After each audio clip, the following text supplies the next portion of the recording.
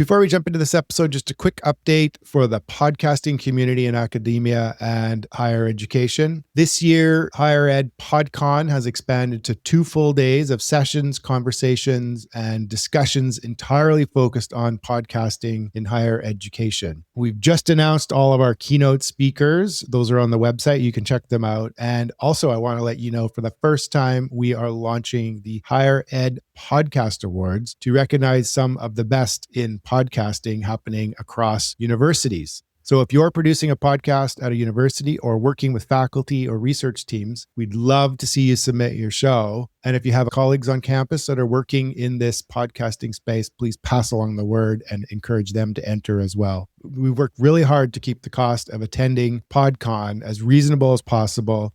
So I just want to let you know that registration even includes breakfast and lunch both days.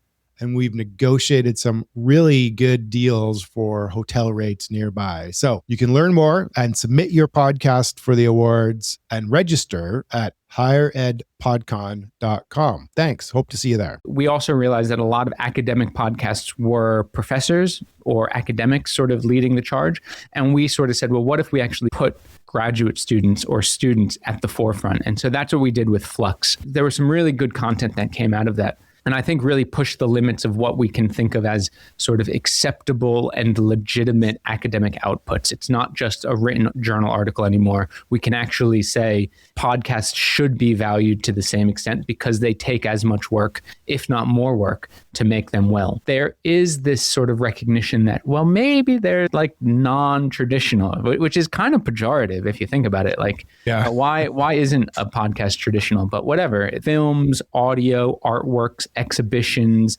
these things have value and merit when it comes to knowledge and ideas. And the institution of higher education needs to figure out how to count them and value them in similar ways. I think it does a disservice to the academic world to limit what we think of as knowledge as only being in textual form, and a particular textual form that has certain markers, long, complicated sentences with a lot of jargon, right? Like that's not what we should be only valuing in the academic world.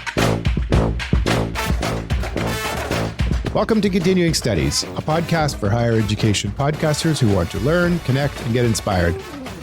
I'm Neil McPhedran, founder of higheredpods.com and Podium Podcast Company. I'm Jennifer Lee, founder of JPod Creations. If you're podcasting in higher ed, you're not alone. There's a fast-growing community out there, and we're here to help you tap into it. That's right, Jen. We want to hear from you. We've got an email in our show notes. Email us. Tell us about your ideas. Give us some suggestions for people that should be on the show. I got to say, Jen, one of the things I love about this is almost every single time we bring someone on the show, they give us 1-2 ideas of more people to get on the show. Yeah, I love it. We always get to find out about people that we would never be able to find. It's about networking. That's right. So, Jen, in this episode, we are speaking with Will Brehm. In Australia. In Australia. That's right. He is an associate professor in comparative and international education at the University of Canberra, where I have 2 nephews and 1 niece that lives, but that's a whole other side. He is also adjunct researcher at Waseda Institute for Advanced Study at the Waseda University, which is in Tokyo. Sorry if I mispronounced the name of that university. And he is honorary adjunct professor at the Royal University of Phnom Penh. Wow. You're thinking there's an Australian voice coming, but it's not. Actually, it's an American voice coming. And he's just such a fascinating guy. We learned a lot from him. So Will is the creator, host, and board member of Fresh Ed, which is a weekly podcast that makes complex ideas in educational research easily understood. Actually, I think Fresh Ed is, and we're going to get into this, is way more than a podcast. It's turned into more of a network, but he's also built an audience for academic and higher ed podcasts to access. Anyway, let's get into it because it's a really great conversation. Hello, Will. Thanks for joining us on this episode of Continuing Studies. So Fresh Ed describes itself as a weekly podcast that makes complex ideas into educational research easily understood. So So you're 10 years in, over 400 episodes. You've interviewed 700 plus scholars and you've got 1 million downloads. Congratulations on all that. Wow. That's quite amazing. So what does that mission actually mean to you in practice? And has that evolved over time, or is that where you started? Good question. Thanks for inviting me. It's really wonderful to be here and talk to like-minded podcasters. It's kind of crazy that this podcast exists, and I love everything about it. I think that tagline has helped us keep the focus on what we wanted to do, because in podcasting, as you evolve your show, everyone has a different idea of what you should do. And you could actually have the mission creep and move into the different areas pretty quickly. It was really valuable for us to always say, no, this is what we're trying to do. Even if we're trying to experiment in many different ways, and we have over 10 years, we've always sort of kept the core of what we're trying to do. We want to just talk about academic ideas, which we thought would make them more easily understood, because we've all read academic papers that are esoteric, filled with jargon, long, complex sentences. I mean, I've written those as well. But there's something about being in dialogue with academics that allows you to unpack the ideas in a little bit of a different way, make academic ideas sort of more accessible to a broader audience. It's great that you're using a medium that is friendly to many different people. And I just love the titles of your podcasts because I really understand them right when I'm looking, like unpacking the learning crisis and racialization, education inequality. Like they're easy, they're clickable titles. The Culture Trap. Yeah, I try and not emphasize clickability because I think there can be problems in just trying to drive clicks. But I think you're right about having things being concise and to the point and digestible is something that academics, maybe it's a caricature, but probably for good reason. We're not so good at doing that. I think the defense from an academic's point of view would be around, some of these ideas are really hard and it takes time to sort of learn how to write about them in a way that is accessible. But I think the podcast sort of circumvents that, because by putting someone in front of a microphone and saying, let's just talk to each other as if we're having a cup of tea, that changes things. People can actually say things in ways that might not get past peer review. And then it becomes a little bit easier. Well, things can also get misconstrued. Anytime you're writing anything, either it be paper, text message, or whatever, a lot of the times English language can definitely come off wrong. And so sometimes it is easier to understand somebody's inflection and how they feel about the subject matter than it is reading it as well. Totally. There's an absolute limit between what text can do and what the voice can do. And we had a student that we worked with who did this whole podcast on what is the sonic possibilities of podcasting in the academic space. And he had this little line around, like, the power of silence is actually profound when you speak and in the sonic world. But what would that actually look like in text? Like blank pages? It just wouldn't have the same power that silence does when we're speaking. That seems so simple, but when you put it that way, that's very thought-provoking, actually. You're right. Silence can be uncomfortable too, but I'm always amazed how people can use silence strategically in their communication. I've always admired that. Why don't we take a step back here? How did Fresh Ed start, and what was the original impulse behind it? Yeah, I had recently finished my PhD and I was about to move to Tokyo, Japan to start a postdoctorate at the University of Tokyo. And I never had been to Japan before. It was a daunting idea. At the time, I was actually living in Australia, in Melbourne. My partner said to me, why don't you start a podcast to sort of give yourself an excuse to reach out to people and talk to people? And I had no idea what I was doing. I basically recorded episodes in an apartment that was about 25 square meters. And so it was kind of insane to be recording. Classic Tokyo apartment. Classic Tokyo apartment. My partner, she would be like sitting on the bed behind me. I would be at the desk at the foot of the bed and I'd be interviewing people and I had no idea what I was doing. And if you listen to some of those first episodes, they're pretty terrible. I feel like nobody knows what they're doing though when they first start a podcast. Yeah, it's funny. For me, I had no training ground. All I had was a childhood of listening to the National Public Radio in the States. And so the person that I always had in mind was Terry Gross, who is the host of a show called Fresh Air. And so I Yes. literally stole the name. I was like, I want to be the Terry Gross of academic podcasting.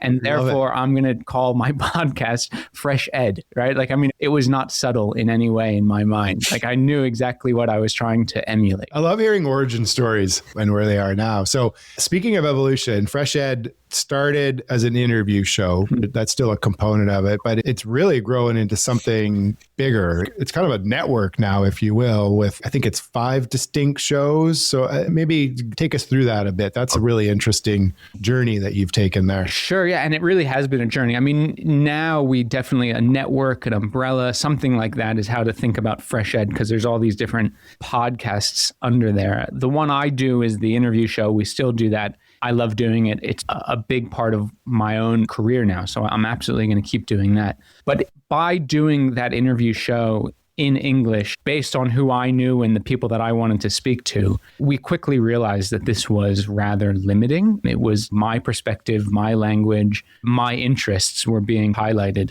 And so particularly with the language, we realized there's so many other language, of course, that are doing academic work, and we're limited by only focusing in on English. And so at first we sort of thought, oh, maybe we could do like live translation like the UN does. But then, there's a cost to doing that. And then 2, there's a technical side to it. Like, how do you actually record and do it? And this is before all these fancy website apps that have now made it a lot easier. And so we realized that doing that probably isn't going to work. Then we thought we would just do translation of transcripts. And we did that for a while, but then we started realizing like, well, that's actually still just privileging the English language. We're doing the audio in English and then the text in different languages. So we eventually settled on, we actually need to just have non-English speaking podcasts, which presents a whole bunch of issues around bringing the right team together. How do we do it? And creating sort of new podcasts. But we ended up doing it first we did it in Portuguese with a podcast called Eduque.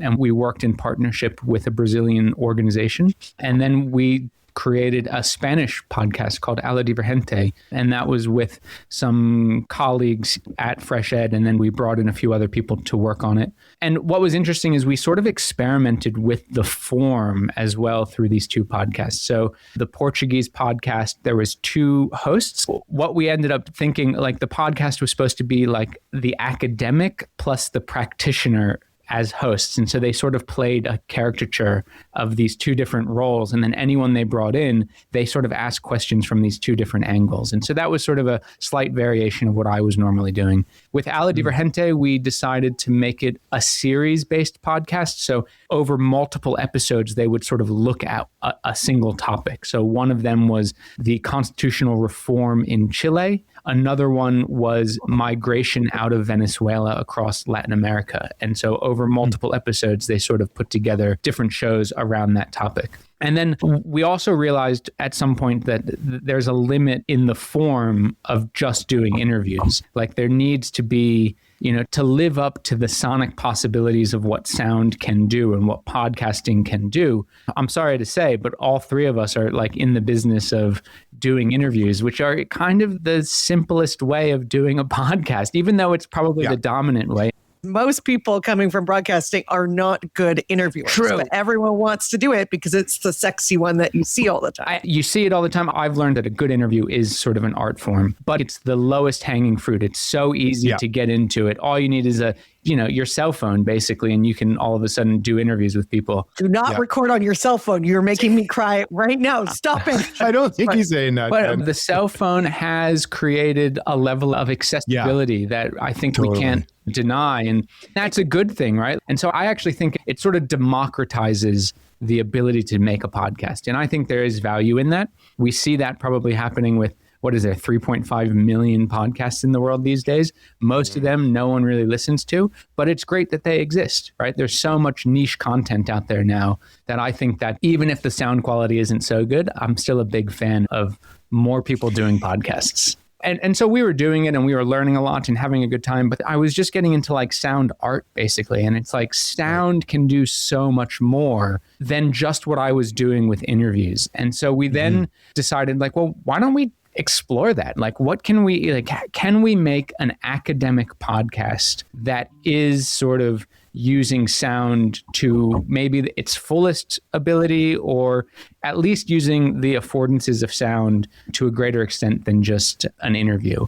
And so we created what we call Flux, which is a podcast on narrative-based podcasting. So storytelling through sound. Love it. So, and then now you're working on the thinking ear, which I think opens this up even further. That's right. Correct? That's And right. It's essentially an audio journal where researchers can submit their own episodes. So this is really fascinating. So tell us how that worked. So after we did Flux and we started really working with narrative-based podcasts, telling stories through sound. And the other thing we did there is we also realized that a lot of academic podcasts were professors or academics sort of leading the charge. And we sort of said, well, what if we actually put graduate students or students at the forefront? And so that's what we did with Flux. I loved it. We're nominated for some awards, and there was some really good content that came out of that. And I think really pushed the limits of what we can think of as sort of acceptable and legitimate academic outputs. It's not just a written journal article anymore. We can actually say podcasts should be valued to the same extent because they take as much work, if not more work, to make them well. But then we started realizing everything we're doing is basically from us, right? It's like we're building the team, we're doing it, which I loved, and it ensured a certain quality. But we also started realizing that, as we were just sort of saying, so many other people wanted to make podcasts, and we just simply couldn't work with everybody that wanted to work with us. So we got the idea of what if we had an audio journal where people could submit ideas or finished pieces to us, and we would supposedly somehow quality control this, like peer review, and then put it out on a platform of Fresh Ed that would ensure that they would reach a far larger audience than if this team of academics just made their own podcast that would have no audience or would upload it to YouTube, which often happens. Like you can find these graveyards of academic podcasts on YouTube that have 2 or 3 listens. They must have spent a ton of money making these things because they got a grant to fund it, but then they just don't get the audience. And to me, that is such a sad reality. You want people to listen to these creations that take so much time, so much passion goes into them.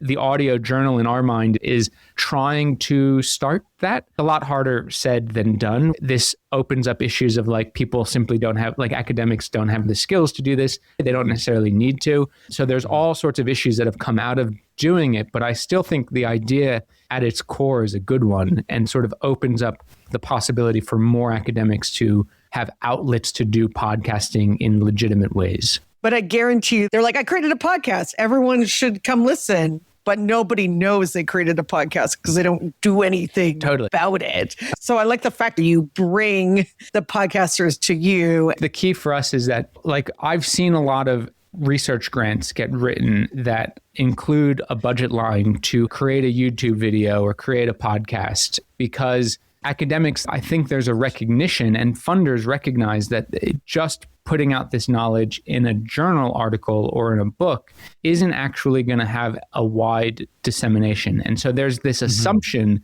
that then if you make sort of something on YouTube, and that's enough to get public dissemination. But as Jen is rightly saying, just because you put something on there doesn't mean anyone is going to see it. The other way is if you take channels that already have a built-in audience, and we'll give you access to that audience, but you have to sort of give us the content that's high quality. I think there's issues there around how do you ensure the quality? What does that look like? Are we simply replicating the academic peer review? And there's all sorts of problems with that. That needs to be worked out. I admit that. But I do think there's something about saying to an academic, hey, do that grant, make that podcast, bring the people together you need to make that podcast. But we can be the platform. We can be the audio journal as an outlet to guarantee that there's going to be this audience that you probably wouldn't get otherwise, right? Without spending a ton of money on marketing, which they're probably not going to do. You've got a built-in audience. Yeah. You've been doing this for 10 years. You've been building your audience. Exactly. And you can go to an academic who has no audience, but has the research and is going to do the work. Exactly. And now they've got a place to put it. And then we sort of follow the ideas around the Creative Commons.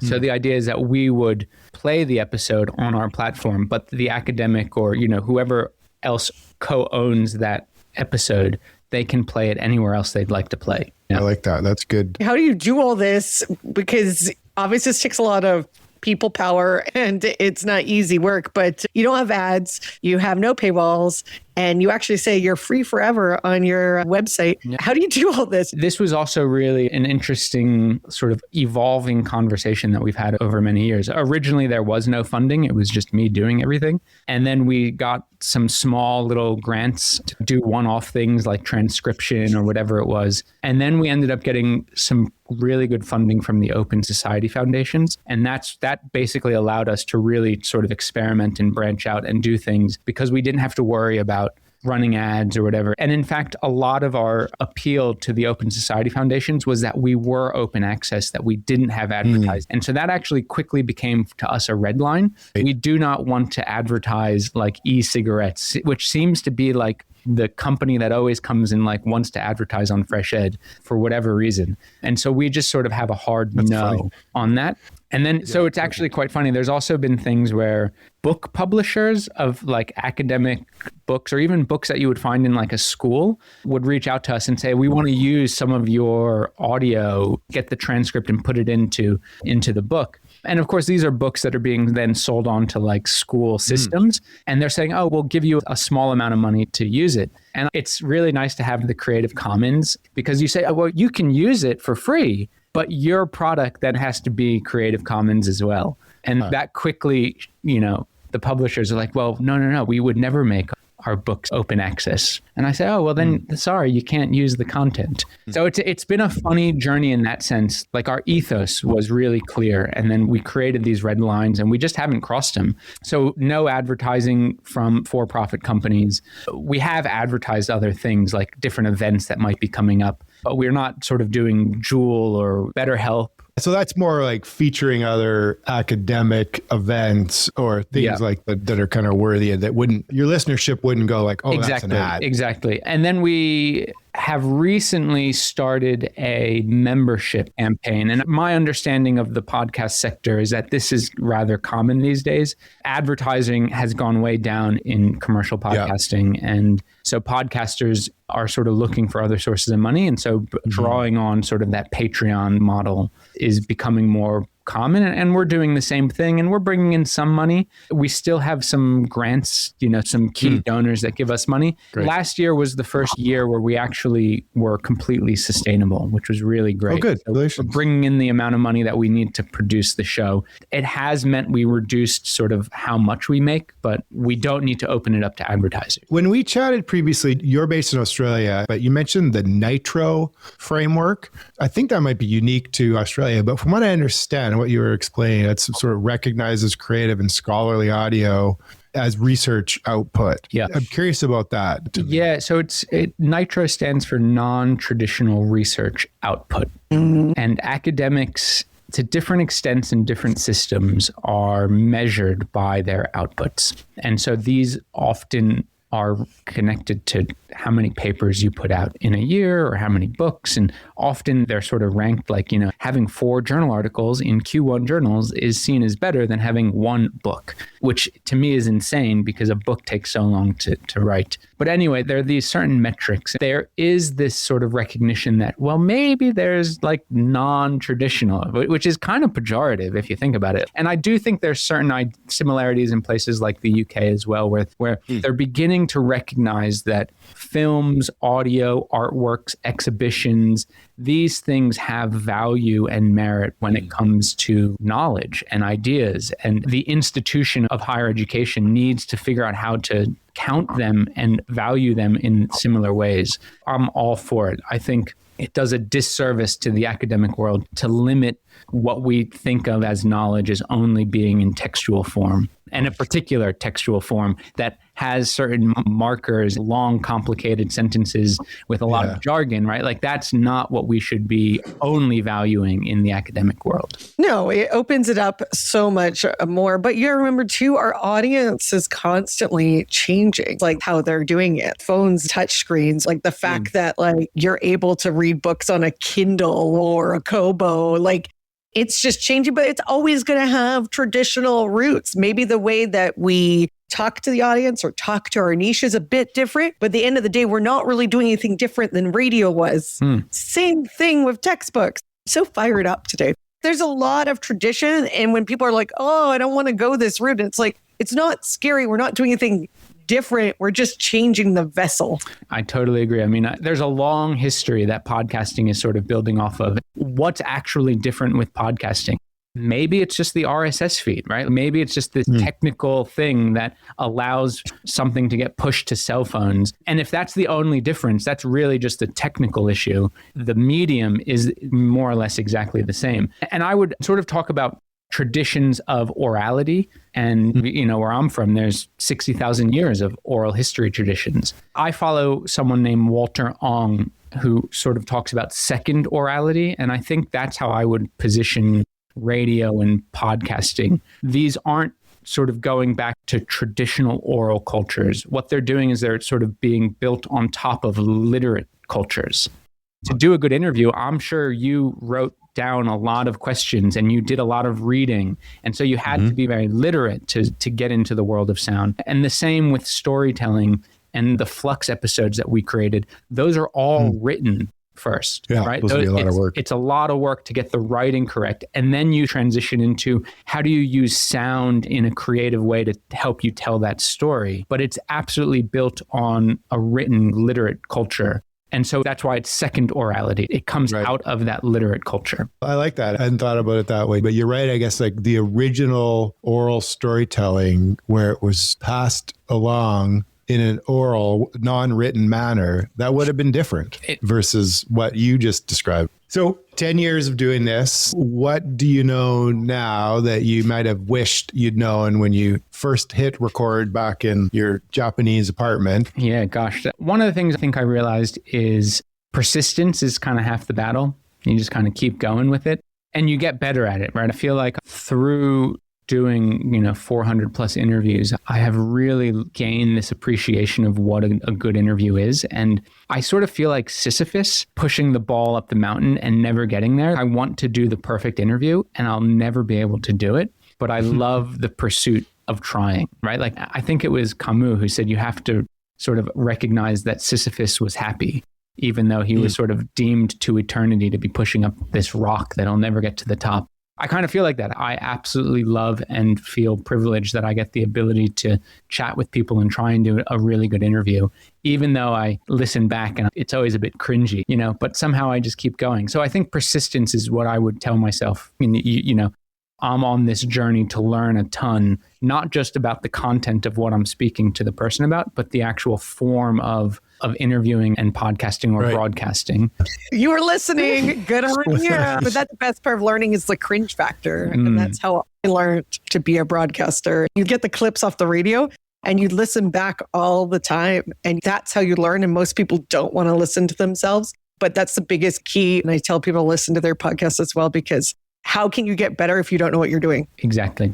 It took a long time for me to be able to listen to my voice, but now I'm so used to it. And I listen to the rough cut on the bus ride to work. I'll put on my earbuds and listen in. And then I take notes of what needs to sort of change as I'm going in. And now I'm totally used to it. And I love being sort of self-critical on what I've been saying. That's great. What still needs to change for podcasting to get a proper seat at the table in academia? I feel like the more you talk to people, the better. I've been on a bit of a mission to speak at different universities. One of the things that I found amazing is I sometimes talk to grad students about podcasting and about how it's actually should be valued and legitimate. And, if you feel like you need to express yourself in this medium, then by all means, you should feel comfortable doing it. And some of them come up to me and just are like, thank you. I felt like I never had permission to do it. You still have to be writing and sort of in the academic conventions, but those conventions should and do need to change a little bit. So other ways of doing it, if there's academics listening to this, is get into the conversations in your university about the policy of promotion and making sure you can actually say, yes, I'm allowed to put forward my non-traditional research outputs, whatever they may look like, and they should be valued the same. And if you can get one little line in a policy that says that, that opens up the possibility to actually, hang your hat on that and say, look, I'm doing what the policy says.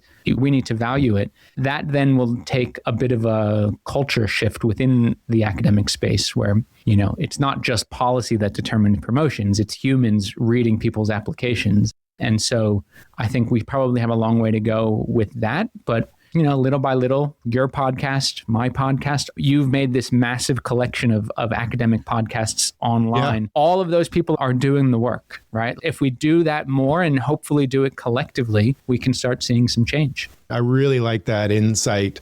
It's not trying to convince, you're coming at it from a subtle change in the policy or addition to the policy. It's a very interesting way to do it, because then once it's there in writing, you've got something to point to now as well too. And you can bring others along who can then see that that's also the policy as well too. So that's a really good insight. If we could get that disseminating throughout institutions around the world, then that could be a big way that we could make this change. And I think the other point you made, Will, about inertia and just keep going. It's funny because, Jen and I work with a number of different podcasts. I hear myself saying to new podcasters, like, this is not a viral medium. And Jen and I think, have come to this realization 3 years into this podcast that that's really what we've been doing. Like, we're not making any money off this. And we've done this beginning as a labor of love and a way to sort of connect people. But we feel like we've turned this corner where we've actually gained traction, and we don't have a huge audience, but we've got a decent size audience. And Jen, maybe you tell your story about what you went to the London podcast show. Neil tasked me while I was in London last year to find someone to be on our show. They don't have a huge amount of higher ed podcasts, but they do have one from London City University, and they have a podcast class. So they have a little booth there.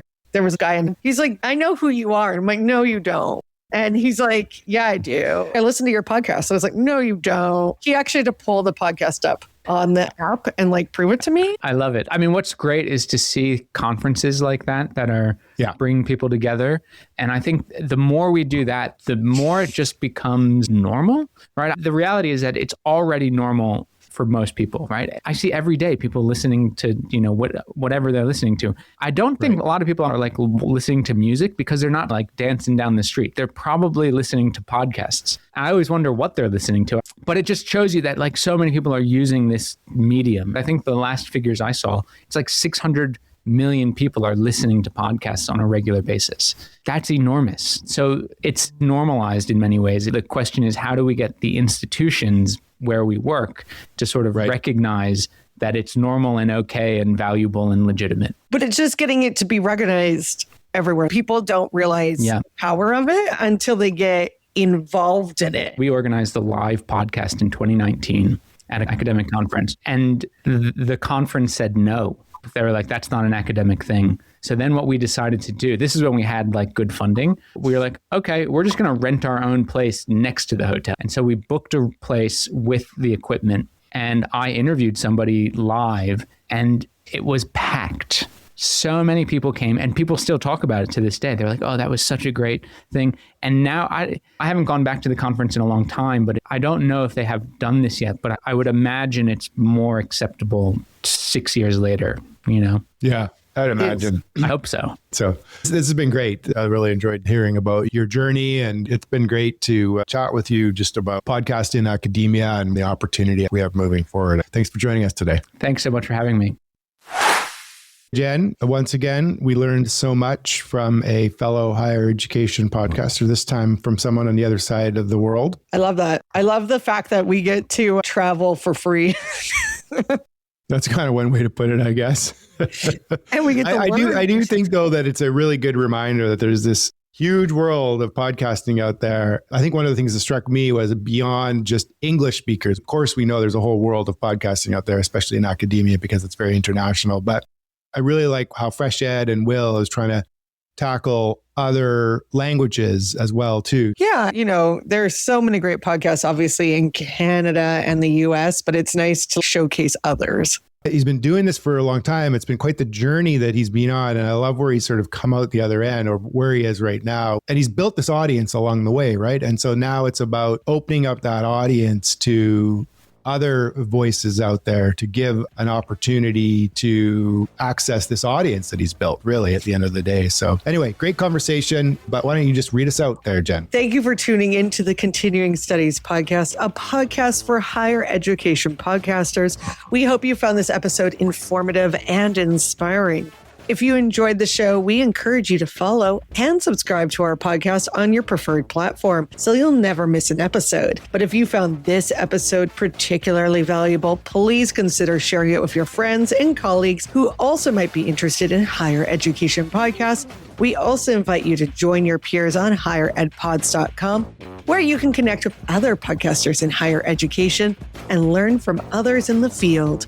Thank you for being part of our community. We look forward to continuing to bring you valuable insights and conversations around higher education podcasts. See you in the next episode.